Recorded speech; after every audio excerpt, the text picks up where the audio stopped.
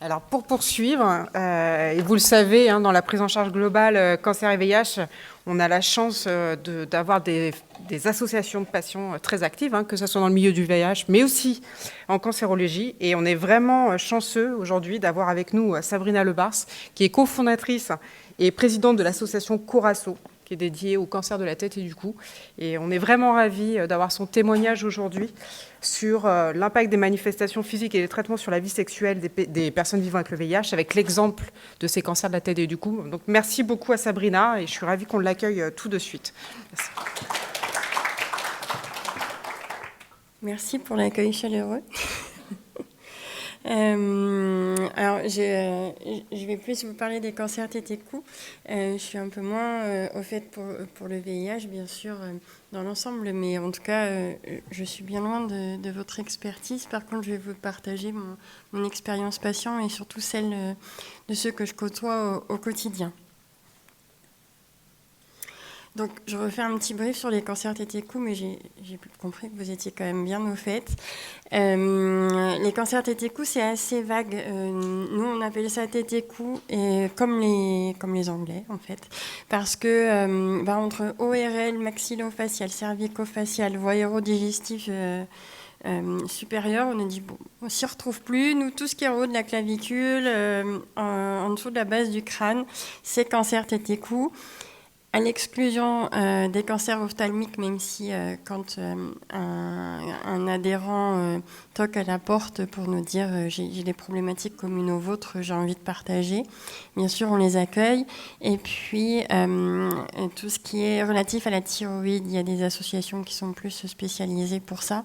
Ça relève d'une autre spécialité. Donc ça concerne 40 types de pathologies différentes si on considère les différences de tumeurs, d'anapathes et les différences de localisation. C'est entre 15 à 17 000 cas par an, c'est pas très précis, mais c'est à l'image aussi de la difficulté d'avoir des données sur ces cancers. C'est à peu près, selon les sources, c'est le 5 ou le 6e cancer le plus représenté en France. Avec des causes que vous connaissez, le tabac, l'alcool, les virus, donc le HPV,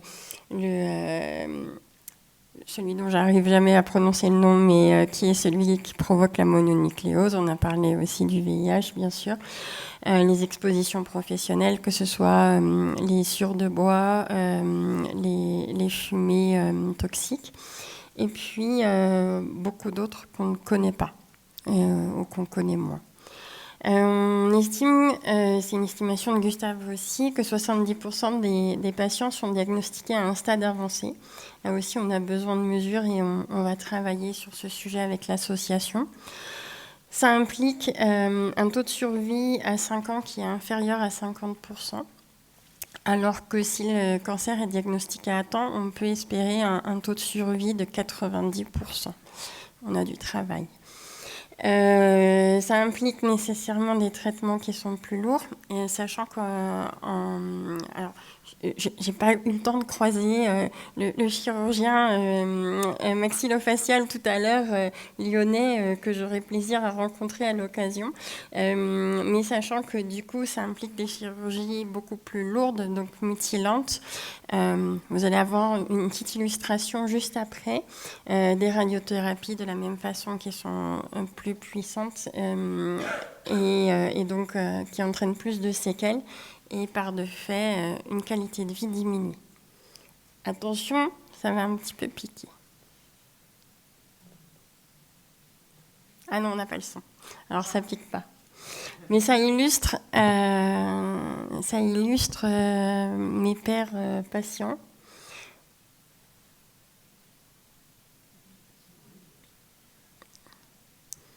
Donc ça, c'est un petit teaser d'une des précédentes campagnes de communication qu'on a faites, qui évoque au moins une des problématiques principales de ces cancers, qui est celle de se remettre un peu en accord avec son image. Alors, il y en a d'autres des problématiques. Je les ai citées là.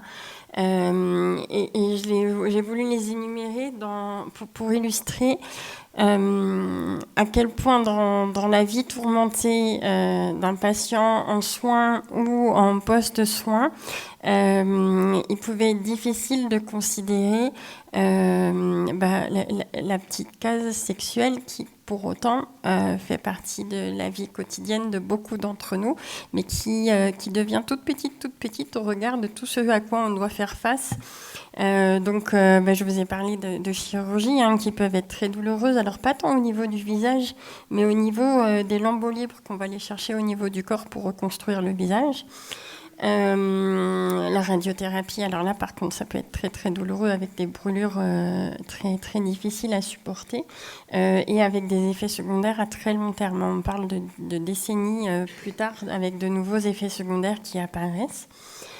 C'est un parcours de soins qui est extrêmement complexe et il faudrait presque une secrétaire à domicile pour gérer tout ça parce qu'il y a beaucoup de rendez-vous à gérer, il y a beaucoup de spécialistes à consulter et il y a beaucoup de rééducation aussi. La nouvelle image, c'est ce dont je vous parlais, que je voulais illustrer avec la petite vidéo que vous avez vue avant. Vous voyez là, vous avez Max qui a eu un cancer de la parotide, donc ablation du nerf facial au passage, et Sylvie, ablation complète de la pyramide nasale. Donc là, elle était en phase de reconstruction au moment où vous la voyez. On va avoir aussi des cas de mandibulectomie, de maxillectomie, d'aveuglossectomie. Voilà, on commence à aborder le sujet un peu de loin. Il y a des difficultés aussi pour manger, bien sûr, comme on mange sans langue. Il y a des patients qui supportent une gastrostomie au quotidien. Si ce n'est pas une gastrostomie, c'est une sonde nasogastrique, vous me voyez venir. C'est super sexy quand même, la sonde nasogastrique. Surtout quand on la vomit, parce qu'on ne la supporte plus. C'est perdre la voix pour certains, perdre la vue et perdre l'audition, et pourtant, alors pas les trois en même temps en général, on va faire un par un, quoique pour la vue et l'audition, je suis un exemple que ça peut être les deux en même temps, mais c'est quand même des sens qui sont très forts dans la relation à l'autre, dans la relation amoureuse, dans la relation sexuelle, et ces sens qui touchent aussi à l'image, parce que quand la voix est modifiée, c'est l'image qui est modifiée. J'ai pas la vidéo là, mais si vous regardez notre campagne de communication actuelle qui s'appelle Face aux symptômes, si vous voulez, j'ai des flyers. Ah bah non, c'est parti. Si vous regardez notre campagne actuelle qui s'appelle Face aux symptômes, vous verrez la vidéo d'Émilie notamment, qui a été diagnostiquée à 22 ans et qui a une voix d'un cancer des cordes vocales et qui a une voix extrêmement rauque. Eh ben, allô monsieur au téléphone, ça fait mal. Donc comment je retrouve ma place de femme dans la relation au couple, en l'occurrence au couple, je ne vais pas raconter sa vie, mais au couple hétérosexuel, comment je retrouve ma place de femme avec cette voix très masculine. Donc ça peut poser tout un tas de questions. On a perdu ou définitivement où on retrouve? Sinon c'est pas grave, je continue. Pause. Ah, vous voulez qu'on fasse pause? Mais sinon, je continue à vous raconter. Est-ce que vous avez votre clé USB? Non, c'est pas reparti. C'est Patrick qui l'a. Pardon. Pendant ce temps-là, je vous parle de l'association bien volontiers. C'est une très bonne idée, merci. Donc Corasso, c'est une association de patients qui a été créée en 2014, qui a pris son essor plutôt en 2018, grâce notamment à la campagne Quoi ma gueule. Donc on a trois actions majeures, trois piliers d'action. On a le soutien et l'information aux personnes touchées par un cancer et un cancer rare de la tête et du cou. Donc par personne, on entend patient et aidant. c'est très important au sein de l'association et de plus en plus en démocratie en santé. On a un gros volet qui est la sensibilisation. C'est la campagne actuelle face aux symptômes dont je vous parle, qui a vocation à mieux faire connaître ces cancers et pour mieux les diagnostiquer, parce qu'en fait, ils prennent la forme au début de symptômes qui sont d'une banalité assez déconcertante. Ça va être un mal de gorge, ça va être une voix... Ah bah voilà. Tiens, je voulais remêler quoi ma gueule. Quoi ma gueule? Quoi ma gueule? Quoi ma gueule? Quoi ma gueule? Quoi ma gueule? Quoi ma gueule? Quoi ma gueule? Quoi ma gueule? Quoi ma gueule? Quoi ma gueule? Quoi ma gueule? Quoi ma gueule? Quoi ma gueule? Quoi ma gueule? Quoi ma gueule? Ma gueule? Alors, quoi? Donc ça, c'était la troupe Quoi ma gueule. Vous avez vu Stéphanie, qui est décédée depuis, malheureusement. Elle a eu une glossectomie, une reconstruction, et elle a un lambeau encore énorme dans la bouche, et elle peut quasiment pas parler. Et elle avait coutume de nous dire, moi, le French kiss, c'est fini, quoi. Donc voilà, donc je vous parlais de la voix, de la vue, de l'audition, mais aussi les problèmes d'hormones qui deviennent très capricieuses, parce que quand la radiothérapie est passée sur l'hypophyse ou quand elle est venue toucher la thyroïde, ça peut faire quelques surprises en termes de libido notamment. Alors ça pose problème pour continuer à s'épanouir dans la relation sexuelle. Et puis bien sûr viennent avec tout ça le commun des cancers et des pathologies en général, les douleurs, les fatigues, la dépression. Cette épée de Damoclès qu'on a au-dessus de la tête, et puis ce dont je vous parlais, cette image de soi. Comment déjà, quand nous on n'accepte pas de se voir dans le miroir, on peut envisager que l'autre nous désire. Et pourtant, on a de très belles histoires au niveau de l'association. Alors, je vais essayer de vous en partager quelques-unes. Ces histoires, elles aboutissent toutes avec des ingrédients qui sont bien précieux. Le premier, c'est une prise en soin globale. Si on en reste à la technicité, on en parlait tout à l'heure avec Catherine, si on en reste à la technicité, on a enlevé la tumeur, l'exérèse, c'est OK, la radiothérapie, c'est OK, la prise de sang, c'est bon. Et sinon, comment je fais avec mon chéri? Et pourquoi j'ai plus de cycles hormonaux et qu'est-ce qui se passe? Personnellement, si je prends mon histoire, il a fallu plusieurs années, c'est quelque chose comme 3 ans, que je sois suivie par un nouveau radiothérapeute auquel je parle de ça et qui me dit « Bah oui, il faut voir une endocrino. » Ah bon? Et j'avais vu ma gynéco et pour autant c'est pas forcément quelque chose qui avait fait surface, parce que même si elle avait suivi mon parcours, elle n'avait pas forcément fait le lien entre la radiothérapie et l'hypophyse et finalement c'est le radiothérapeute qui l'a fait. Donc on vous en parliez juste avant, je retrouve plus le professeur qui s'exprimait juste avant sur l'interrogatoire en fait et tout l'intérêt d'aller creuser, d'échanger avec le patient et de prendre son contexte familial, son vécu, et des fois d'oser aller parler de ce qui n'est pas l'objet de la consultation forcément, à savoir le cancer en lui-même, mais bien la vie du patient. Donc ça, c'est un des éléments principaux. Un autre, ce que je vous disais, avec la perte de tous ces sens, avec cette perspective de la mort qui est souvent qui reste, parce qu'on est de plus en plus face à des maladies qui deviennent chroniques. Puis cette gueule cassée, cette incapacité à parler, cette incapacité à manger, des fois quand on a une gastrostomie, comme on ose se montrer aussi. Comment on reprend confiance? Et là, j'ai envie de dire, y a tous les soins de support et toutes les activités qui vont autour. Alors de plus en plus, on en parle, de plus en plus, ça devient commun, mais ça manque encore beaucoup. Et pourtant, y a tout ce qui relève de la sophrologie, de l'hypnose, mais aussi des activités physiques. Moi, personnellement, j'avais perdu l'équilibre, l'audition. Et puis j'étais plus très à l'aise dans mon corps de femme. Et la salsa, ça m'a beaucoup aidée. Donc, parce que voilà, on redonne un peu ce côté féminin à une danse. On s'expose directement à un partenaire de danse. Donc, ça veut dire que le visage est très proche, qu'on vous regarde. Et pour moi, ça a été un levier de reprise de confiance. Donc voilà, je vous le partage là. Il y a aussi les activités artistiques qui sont très fortes. Et bien sûr, les classiques, mais néanmoins indispensables, consultation en psychologie, en sexologie, en thérapie de couple. Parce que ça fait des dégâts en fait. Ce qui fait des dégâts, au-delà de ce que nous on peut ressentir, c'est aussi de ce que peut ressentir la personne avec qui on vit. Il y a quelque chose que je répète à qui veut l'entendre, mais il ne faut pas que le partenaire de vie devienne l'infirmier ou l'infirmière. Ça fait des ravages. Alors souvent ça ne fait qu'accélérer déjà des brèches dans le couple, mais ça les accélère très fort.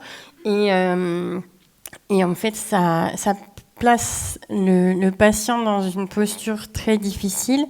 Si je m'appuie sur mon vécu à nouveau, quand j'ai demandé à mon conjoint pourquoi après les traitements hormonaux, alors que j'avais eu le retour de libido, tant espéré, et qu'on aurait pu reprendre une vie sexuelle normale, je lui ai dit mais qu'est-ce qui se passe, pourquoi tu n'as plus envie? Et j'ai entendu tu me dégoûtes avec ta maladie. Voilà, c'est ce qu'on peut entendre en tant que patient, et c'est ce avec quoi il faut se reconstruire après. Bon, j'ai la chance maintenant d'être avec un homme absolument adorable qui m'a pris telle que j'étais, avec ma gueule cassée, avec mes grosses valises de cancer, et qui donne à voir, comme pour beaucoup d'autres au sein de l'association. Je vous ai parlé de Stéphanie qui est malheureusement décédée, mais qui avait aussi rencontré un homme qui prenait soin d'elle. D'autres personnes dans les campagnes, je ne vais pas raconter leur vie, mais qui vivent maintenant en couple, encore en couple, ou maintenant en couple malgré la maladie. Et pour ça, il faut aller au-delà de ce qu'on voit, et vraiment être dans la perspective entourée d'amour. Et puis finalement, ça se fait très bien et on retrouve une vie très épanouie. Donc voilà. J'aurais encore mille et une choses à vous dire, mais je crois que j'ai largement dépassé le temps. Je vais reprendre les propos de mon chirurgien oncologue quand je lui demandais, docteur, est-ce que je peux encore avoir des enfants, qui me répondait, faut que vous viviez la vie que vous avez à vivre, c'est pour ça qu'on vous soigne. Donc pour avoir des enfants, il faut aussi avoir des relations sexuelles, et c'est encore une des seules choses qu'on peut faire gratuitement pour avoir du plaisir. Et qui ne fait pas de mal. Donc voilà. Donc ça ne doit pas être une petite case dans la vie du patient. Ça doit reprendre sa place à part entière, autant que faire se peut quand on peut. Et je vous montre à quel point ça fait de l'effet.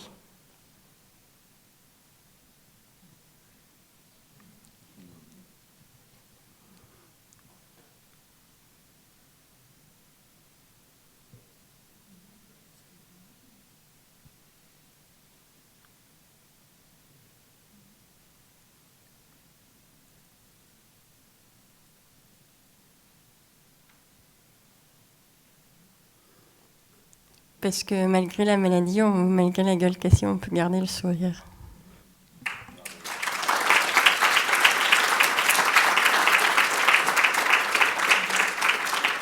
Est-ce qu'on peut vraiment vous applaudir? Merci beaucoup pour ce témoignage. Est-ce qu'il y a des questions, des remarques? Ah oui, du coup, pardon. Donc la sensibilisation, je vous ai dit, on en fait beaucoup pour que les prochains soient diagnostiqués plus tôt et ils vivent un peu moins de galères que nous. Et le troisième, c'est la recherche. Et là aussi, on a un gros projet à ce sujet avec l'ambition pour laquelle on est très accompagné pas assez encore, mais très, de mettre en place un baromètre en cancérologie TT-coup pour mesurer véritablement cette errance diagnostique, mesurer son impact sur la complexité du parcours de soins, mesurer son impact sur la qualité de vie des patients et mesurer son impact sur l'économie en santé pour encore mieux sensibiliser. Parce qu'au lieu de payer très cher des chirurgies à répétition de reconstruction, si on prend les choses à temps et qu'on peut prévenir au lieu de guérir, on aura tout gagné.